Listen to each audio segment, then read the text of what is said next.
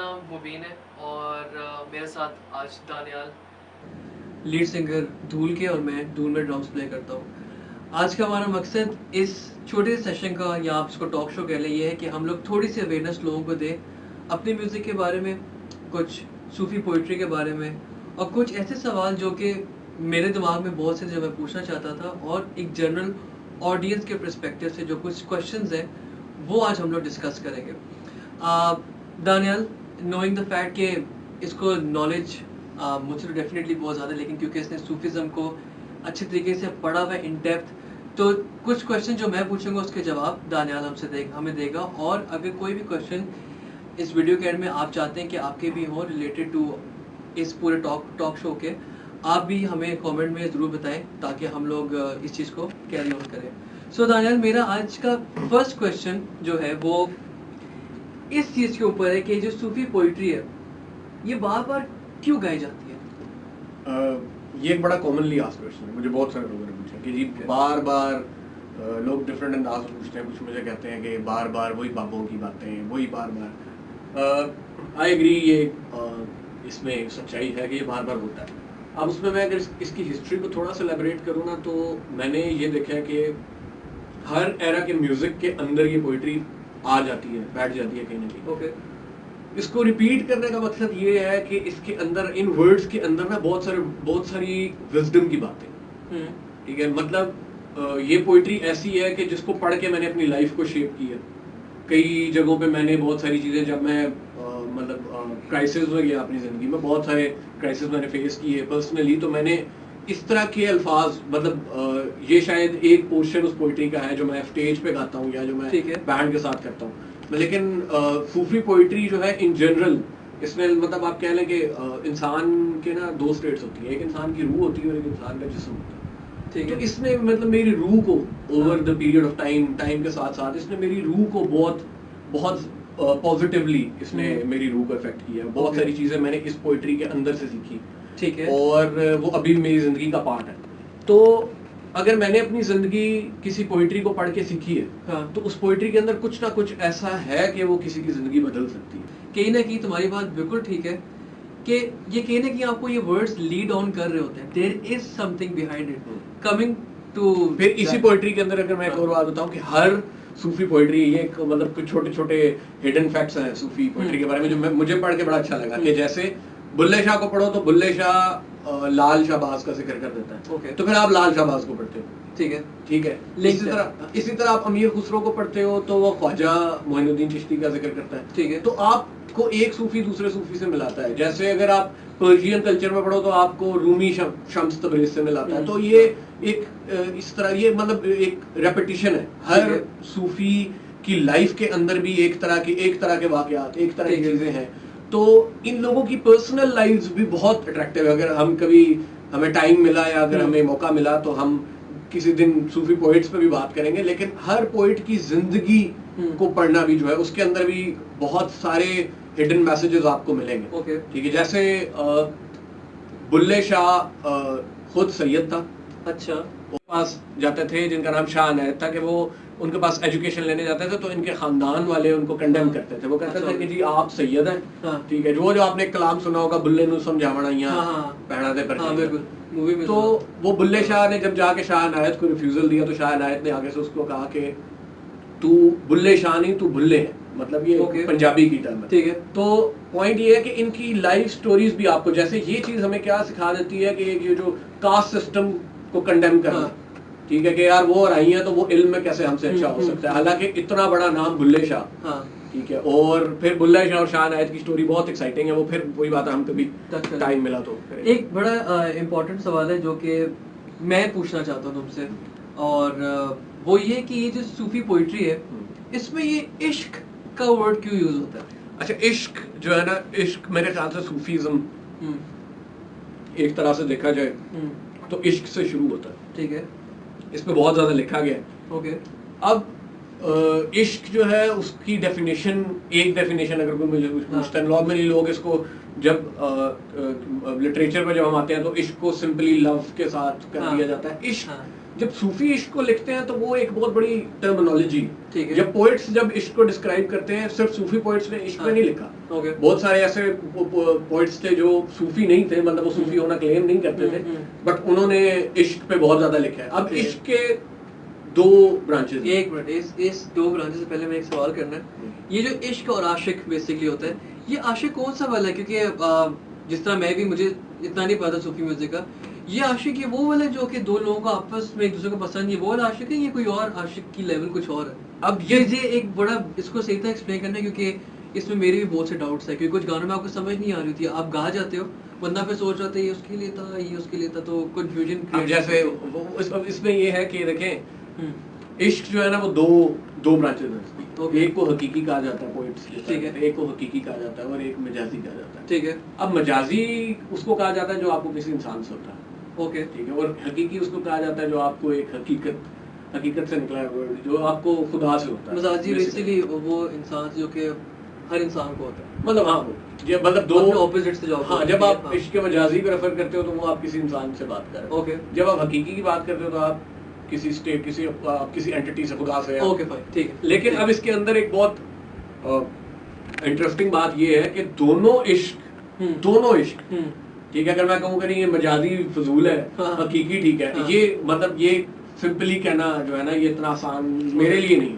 ठीक है। उसकी रीजन ये है कि इश्क के मजाजी में भी आपको बहुत सारी एग्जांपल्स मिलती हैं। ठीक है।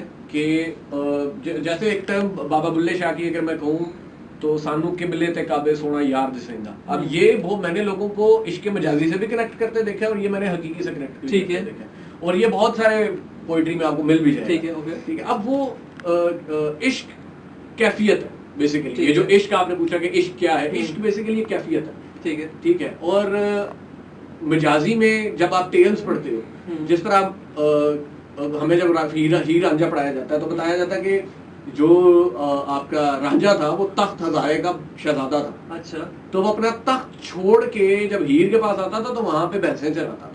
अच्छा। अब ये क्या एक मतलब एक आम आदमी अगर पढ़े, जैसे मैं भी बचपन में सोचता था कि मतलब क्या पागल था कि वो अपना तख्त छोड़ के, थ्रोन छोड़ के आके, ठीक है, और वो हाँ। अब इसके अंदर चलो हो सकता है कुछ हिस्टोरिकल डिस्प्यूट्स हो, कुछ हो सकता है, उस पर मैं बात नहीं कर रहा, लेकिन मैं अगर ओवरऑल जिस तरह से पॉपुलर है मिथ, ठीक है, उसकी तरफ चले तो वो कुछ विल जो है ना, विल ये आपको इश्क की तरफ लेके जाती है। ये बेसिकली हमारे अपने ऊपर होता है कि हम इसको किस स्टेट में लेके ये लाइफ एक्सपीरियंसेस की बात है। अच्छा, अगर मतलब हमारा एक्सपीरियंस नहीं हुआ वो वाला, तो फिर हमारा एक्सपीरियंस इसी में चलता रहेगा। हो सकता है वो तो फिर आप पे है, लेकिन वही बात है कि हर इंसान के अपने लाइफ एक्सपीरियंसेस हैं। ओके भाई, ठीक है। ठीक है। मैंने मैंने को रिलेट करना जो आपने हाँ, जो आपकी जिंदगी के वाकयात के मुताबिक होता है। बहुत सारे लोगों ने दोनों इश्क पे लिखा है। बहुत सारे पोइट्स हैं, ज्यादा मैंने मेजॉरिटी पोइट्स को जब पढ़ा तो उन्होंने दोनों इश्क पे अलग अलग लिखा है। ओके, ठीक है। अपने अपने तरीके, अपने अपने अंदाजे बयान से किए, लेकिन किए। ठीक है। ओके। अब हम चलते हैं थोड़ा सा उस चीज़ की तरह जिस वजह से हमने मतलब हमें ये आइडिया आया था ये सब कुछ करने का। हमारा आने वाले दिनों में एक गाना रिलीज होने लगा है लाइव, जो हमने अभी रिसेंटली रिकॉर्ड किया है। एक तो उस गाने का नाम तो मुझे खुद बताओगे कौन सा है, और तो मुझे इस गाने की हिस्ट्री बताओगे, और ये किसने लिखा है, मतलब ईच एंड एवरीथिंग बताओगे। इसमें इस तरह से है कि बेसिकली तो ये नशेविच नाम है इसका। ओके। और बहुत सारे लोगों ने सुना हुआ है क्योंकि बेसिकली ये तो काफी पुराना ट्रैक है। हाँ। अब इसकी हिस्ट्री जो है वो थोड़ी थोड़ी है कि मैंने इसकी हिस्ट्री को किस तरह देखा कि मैंने बहुत पहले, अच्छा, मैं अल्लन फकीर को बहुत अरसा पहले से सुनता हूँ, मतलब बहुत बचपन से सुनता हूँ। तो मैंने किसी कैसेट में बहुत पहले ये सुना था और मैं सुनता होता था फॉर कुछ अरसे तक मैंने सुना, और फिर मैंने शायद छोड़ दिया सुनना क्योंकि मैं उस टाइम काफी छोटा था। जब बड़ा हो रहा था साथ साथ सुनता रहा। फिर एक टाइम आया जब हमने कैसेट्स का टाइम गुजर गया और हम मॉडर्न म्यूजिक की तरफ आए, तो मैंने द स्केचेस को सुना। ओके। और वो स्केचेस जो लहूटी में लगा होता है। हाँ, सैफ भाई का। ओके। तो वो द स्केचेस को मैंने सुना। तो द स्केचेस और ये दोनों चीजें मिलके ना, मतलब वो एक मेरे लिए बड़ी, फिर इसकी पोइट्री थोड़ी सी मेरी पर्सनल लाइफ, पर्सनल एक्सपीरियंस में जो बातें की है मैं उसको थोड़ा बहुत रिलेट भी कर लेता था। तो इसकी हिस्ट्री इस तरह से है कि ये मीरल फकीर का मैं इस गाने को एज आप जिसको कह लो ना फकीराना कलाम, मुझे ये बहुत इसकी सेंस जो है ना बहुत फकीराना है। अब फकीर एक वो नॉर्मली लोग कहते हैं वो गली में फकीर फिर रहा है, जो हमारी टर्म है, लेकिन सूफी टर्म्स में या इल्म की टर्म्स में फकीर एक फकीर की कैफियत एक वो कैफियत है कि जब वो दुनिया से बेजार हो गया। ओके ठीक है, अब जैसे मैंने थोड़ी देर पहले लैला मजनू की बात हाँ। की, तो मजनू लैला के लिए फकीर हो गया, क्या मतलब उसको दुनिया से कुछ नहीं चाहिए। मैं समझ गया। ठीक है, वो आप जिसको कह लेंगे एक ही चीज के पीछे यू नो वो जिस मतलब devote कर रहा अगर हूँ। दुनिया उस तरफ देख रही है तो ये इस तरफ देख रहे हैं, मतलब ठीक है एक डायमेंशन जो है ना आपका दुनिया से अलग कहीं है। कहीं अलग हो जाता ओके है। फाइन ठीक है, तो वो फकीर उस टर्म को कहा जाता है कि ठीक है। वो अब किसी से पैसे नहीं मांग रहा है या वो हाँ। बैगर नहीं है, हाँ। लेकिन एक सेंस में वो बैगर ही है। ठीक है ठीक है ठीक कि है। वो उसने अपना कनेक्शन अपने खुदा से जोड़ लिया, Different से हो गया। और वो जो कुछ मांग रहा है वो अपने खुदा से मांग रहा है, और उसको उसकी तलब जो है ना वो दुनियावी चीजों से अलग हो अलग हो चुकी गया। है। ठीक है मैं समझ गया। ठीक है ओके।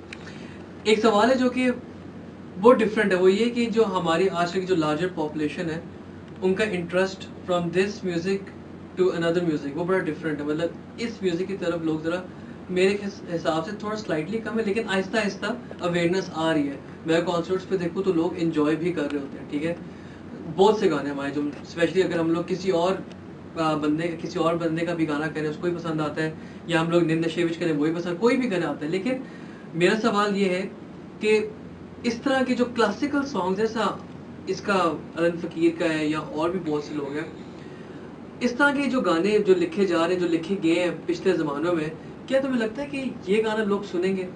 और अगर सुनते भी हैं तो वो इस गाने को अपनी नॉर्मल लाइफ से कैसे रिलेट कर सकते हैं? क्या वो कुछ हासिल कर सकते हैं इस गाने से? अब इस बात के ना छह दो सात दो जवाब है। हाँ जवाब तो दो एस्पेक्ट्स हैं। ठीक है। एक तो ये कि क्या लोग सुनेंगे। हम्म। ठीक है, अच्छा अब मैं वैसे सच्ची बात बताऊं ना तो हाँ। मैं बहुत टाइम हाँ। ये गाना जब हम लोगों का बन रहा होता है या जब हम उस गाने पे जैम कर रहे होते हैं, तो मैं ये नेसेसरीली बहुत टाइम्स पे ये नहीं सोचता कि लोग सुनेंगे कि नहीं सुनेंगे। हाँ। आई नो कि कुछ लोग सुनेंगे, जिसने सुनना हुआ वो सुनेगा, उसकी मर्जी। हाँ अब फोर्स नहीं कर सकते कि आओ सुनो। Exactly, अब उसमें बात ये है कि क्या वो अपनी लाइफ के साथ इसको रिलेट कर सकते हैं। अच्छा वैसे एक आपने बात की जो सूफी म्यूजिक से रिलेटेड थी। सूफी म्यूजिक मेरा जो पर्सनल एक्सपीरियंस है, मुझे लगता है हमारे लोगों की ना रूह के साथ जुड़ा हुआ है। अच्छा मुझे बहुत सारे लोग मिले जिन्होंने कहा कि हम पहले नहीं सुनते थे, फिर अब हमने सुनते। किसी को सुना और फिर हमने सुनना शुरू कर दिया, हाँ। और फिर हमें थोड़ा बहुत, कुछ लोगों को इंटरेस्ट बहुत ज्यादा होता है सूफी म्यूजिक को, लेकिन तो कुछ लोग वो- जो सुन रहे होते हैं, क्या तुम्हें लगता है कुछ समझ आए सुन रहे होते हैं, उनको मेलोडी पसंद आ रही होती है? मैंने दोनों केसेस देखे। अच्छा ओके। बहुत केसेस में मैंने ये देखा कि लोग ट्रूली इस Devote होते हैं। हाँ वो इन अल्फाज को समझ रहे होते हैं, क्योंकि मैंने लोगों के अंदर ये सेंस बहुत ज्यादा था, अपने करीब तरीन लोगों, ठीक है। मतलब करीब सर्कल में बहुत सारे लोग जिनको मैं नहीं भी जानता, मैंने देखा कि उनके अंदर ये है कि वो पोइट्री को पहचान जाते हैं। हाँ। ठीक है, हालांकि बहुत सारे वर्ड्स उनको नहीं समझ आते, लेकिन वो फिर भी पहुंच जाते हैं। वो पहुंच जाते हैं कि कॉन्टेक्स्ट इसका क्या है। ठीक है। जैसे मेरी नानी, मेरी अम्मी बताती है अंग्रेजी फिल्में देखती थी, अंग्रेजी नहीं आती थी उन्हें, लेकिन वो देखती थी। इस गाने के एंड में एक लाइन आती है जिसको जो है अलिफ अल्लाह मीम मोहम्मद। ये बेसिकली ये लाइन क्यों इसके साथ, मतलब ये क्या इस गाने के हिस्सा है, पार्ट है, ये अलग से ऐड ऑन किया गया इसके साथ, और मतलब इसका क्या लेना देना है निंद शेविच के साथ, ये इसको क्यों से जोड़ा गया? अच्छा अलिफ अला मीम मोहम्मद जो है ना, ये एक हाँ। और कलाम के साथ गाया जाता है, वो जिसको कहते हैं, वो इस तरह था ना, जिम बरसी सावन आया, उससे पहले अलन फकीर जो है ना, अच्छा। वो क्या कहते हैं, वो फोक में पहले ये पार्ट आता है और फिर वो, तो ये मैंने द स्केचेस को ही सुना था कि द स्केचेस ने इसको मर्ज किया हुआ था, कि वो एंडिंग में तुम कोई और अलिफ लाइन अल्लाह- मर्ज कर सकते अलिफ अल्लाह मुझे सूटेबल नहीं लगता, क्योंकि सुन के लगता है वैसे नहीं, क्योंकि ये जो पोइट्री इसके अंदर है ना, अलिफ अल्लाह मीम मोहम्मद हाँ। अली किया जाना, ये मुझे बहुत मतलब इससे मुझे हाँ। पर्सनली मैं अल्फाज से काफी कनेक्ट करता हूँ। ठीक है ओके। तो फिर उसके अंदर फिर ये है कि वो बाकी अनबन इनबिन उन्होंने हाँ। क्या, ये अब ये कहता है जी अलिफ अल्लाह मीम मोहम्मद, तो वो डिस्कशन को जब डिस्क्राइब करता है तो कहता है बाकी अनबन इनबिन उन्होंने क्या। क्या। ठीक फिर है। जब वो क्या कहते हैं बारिश को डिस्क्राइब करता है तो कहता है बाकी कण कण किण किण कोड़ कोड़ गया। ठीक है। तो ये दो चार इसकी छोटी-छोटी- एक लास्ट सवाल, क्योंकि हम लोग मेरे ख्याल से बहुत ज़्यादा बेसिकली टाइम ले रहे हैं। लास्ट क्वेश्चन है, तुम ये गाना गाते हो, बहुत अरसे से गा रहे हो, ठीक है, और इस वक्त सबसे अच्छा समझ भी तुम्हें ही आ रही होगी, और भी वैसे काफ़ी लोगों को आ रही होगी, मैं किसी को नहीं कह रहा, किसी को नहीं आती, सिर्फ किसी को आती है, और तो वैसे भी कुछ लोग हो सकते हैं ना ये चीज़ ले लें इस तरह से। हाँ। तो मेरा सिर्फ सवाल है कि जब तुम ये बेसिकली गाना गाते हो, what goes through your mind, even knowing the fact कि तुम्हें लिरिक्स तक पता है और तुम्हें एक एक बात का पता है क्या सवाल जवाब क्या चल रहा है इसके अंदर, तो मुझे पहले तो ये बताओ कि क्या फील करते हो जब ये गाना गा रहे हो? तो अच्छा इसमें इस तरह से है कि कभी कभी कुछ आपकी ज़िंदगी में ऐसे ही चीज़ें होती हैं जो आपकी थॉट प्रोसेस को बदल देती हैं, फॉरएवर बदल देती है। कोई एक ऐसा इवेंट, कोई एक ऐसी चीज़। तो ये जो कलाम है ना बेसिकली, असासुतल हासिन नशेविच, अब ये बेसिकली बात ये करता है कि जब वो निन नशेविच को डिस्क्राइब करता है, जितना मैं इसको समझा, ठीक है, मैंने थोड़ी देर पहले कहा था कि फ़कीर दुनिया को, मैं खुद को फ़कीर का टाइटल नहीं देना चाहता क्योंकि फ़कीर होना बहुत बड़ा एक वो है, मतलब समझा जाता है, तो लेकिन थोड़ा बहुत जो मैं इसके साथ तो जो लोग खुद को टाइटल देते हैं वो, अब वो मैं उस पर कमेंट नहीं कर सकता।